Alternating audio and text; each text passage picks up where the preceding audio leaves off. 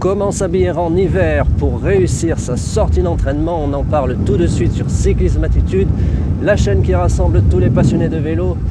Bonjour et bienvenue, je suis Richard Patrosso, coureur cycliste ultra, et dans cette vidéo je vais m'adresser à toutes les personnes qui font du vélo en hiver et qui veulent réussir leur sortie d'entraînement, c'est-à-dire ne pas la rater, ne pas avoir froid mais ne pas avoir chaud non plus, car il est vrai qu'on peut avoir chaud en hiver si l'on ne s'habille pas bien. Certaines choses sont à connaître donc pour bien s'habiller en hiver, pour passer cette saison particulière où il fait très froid. Je vais m'arrêter pour, attention, hop, et voilà.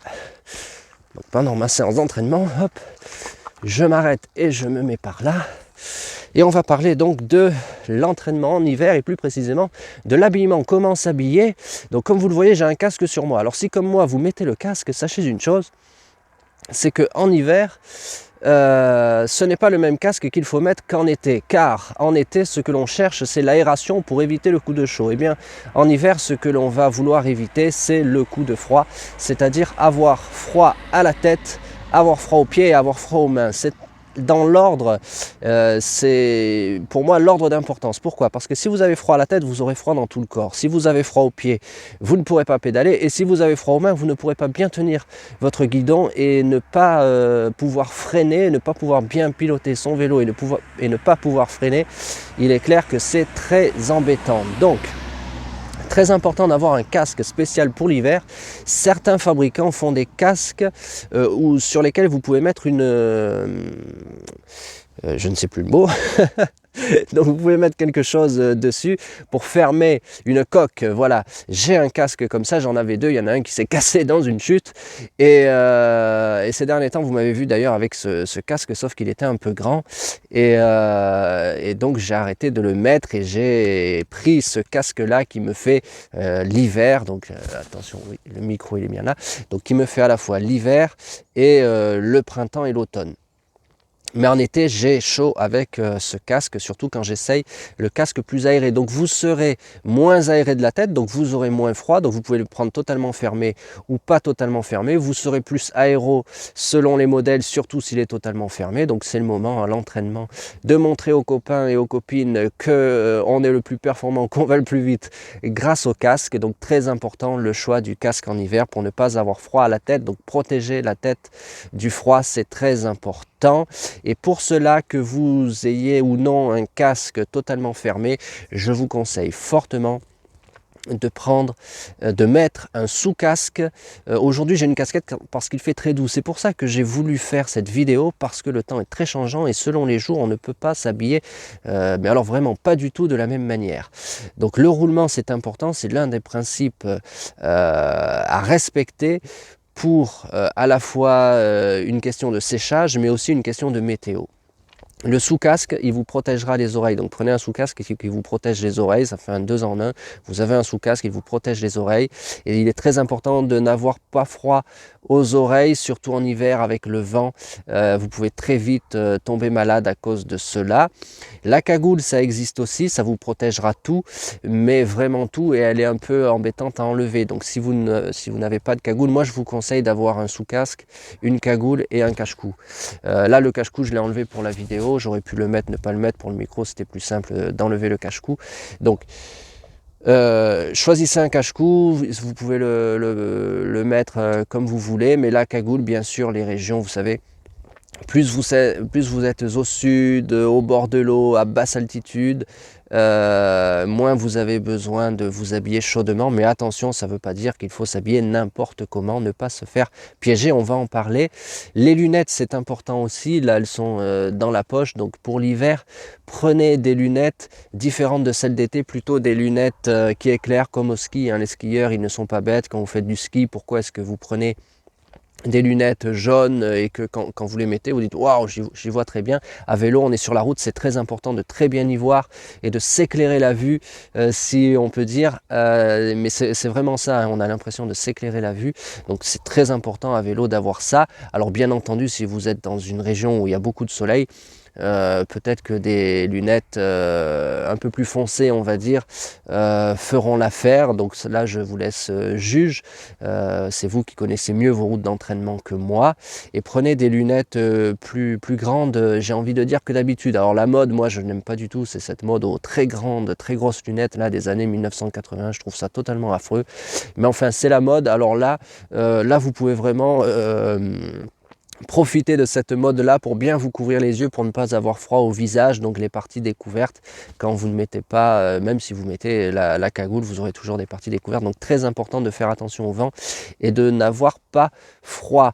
Par rapport au maillot, ce que vous pouvez faire, c'est que vous pouvez prendre une veste thermique, mais aussi une veste non thermique pour les jours les plus doux. Prenez une veste thermique, elle vous servira, vous verrez, quand il fera vraiment très froid, que ça tombe le jour de votre entraînement et qu'il fait vraiment très froid, vous serez content d'avoir la veste thermique. Et sous la veste thermique, vous pourrez mettre un tricot de peau, ça, en général ça suffit. Moi là par exemple j'en ai mis 2, donc je ne vais pas vous dire de n'en mettre qu'un seul.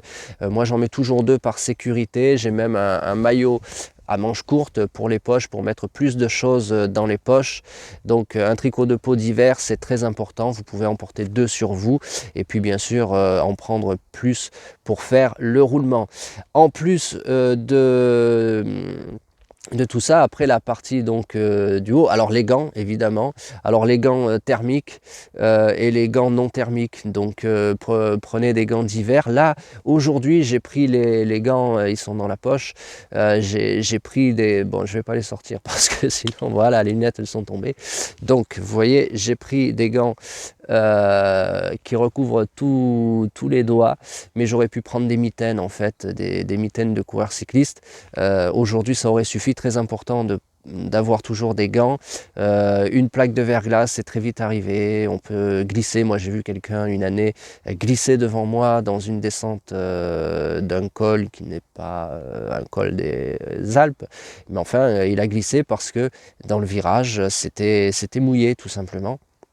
Donc très important d'avoir les gants pour se protéger en cas de glissade, donc se protéger les mains, ne pas s'abîmer les mains, c'est très important. La partie maintenant basse, donc en bas du corps, le cuissard long bien sûr, surtout pour l'entraînement, hein, pour les courses c'est plus embêtant, mais pour l'entraînement, donc cuissard long, cuissard thermique ou non thermique, ça permet de faire le roulement. Mais sachez une chose, c'est que si vous préférez prendre 2 ou 3 cuissards thermiques, vous ne serez pas embêté, vous ne le sentirez pas au printemps et en automne. Vous pouvez mettre le cuissard thermique, ça ne vous dérangera pas, et il vaut mieux avoir chaud que froid. Attention, ça existe, cuissard thermique et cuissard non thermique, veste d'hiver non thermique et veste d'hiver thermique, il faut faire très attention à ça. C'est pareil pour la pluie, vérifiez bien est-ce que votre veste vous protège de la pluie, oui ou non, car si elle ne vous protège pas de la pluie, il faudra prendre une veste de pluie, le fameux Kawaii, mais bien sûr pas le Kawaii de l'époque, le Kawaii transparent, là, blanc-gris, transparent qu'on avait il y a 10-15 ans. Non, maintenant ce sont des vestes de pluie, et en plus elles sont en général noires, donc si vous pouvez en trouver plus éclairées pour qu'on vous voit mieux sur la route, c'est toujours mieux. Donc je continue le bas du corps, cuissard long, thermique et non thermique, mais 2 cuissards thermiques ou plus c'est toujours mieux, vous n'aurez pas chaud en fait, vous serez bien, donc il vaut mieux choisir ça. Après vous pouvez prendre donc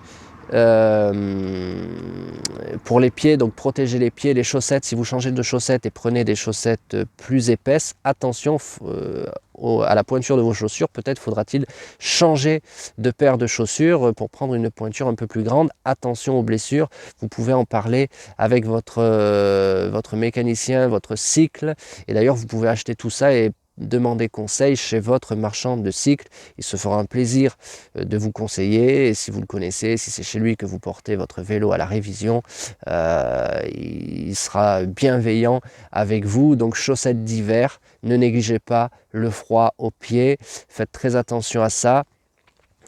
Donc peut-être changement de chaussures et surtout surchausse. Donc là vous pouvez faire des sorties avec surchausse même après le mois de février, peut-être même jusqu'au mois de mars. Après vous aurez peut-être un peu chaud, en tout cas vous sentirez que vous n'en avez plus besoin, mais en plus ça protège les chaussures.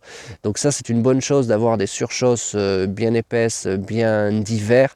Elles vous protégeront les chaussures et donc vos chaussures vous dureront plus longtemps. Donc ça ce n'est pas à négliger. Et si vous prenez une paire de chaussures aussi pour l'hiver, ça permet de faire un roulement.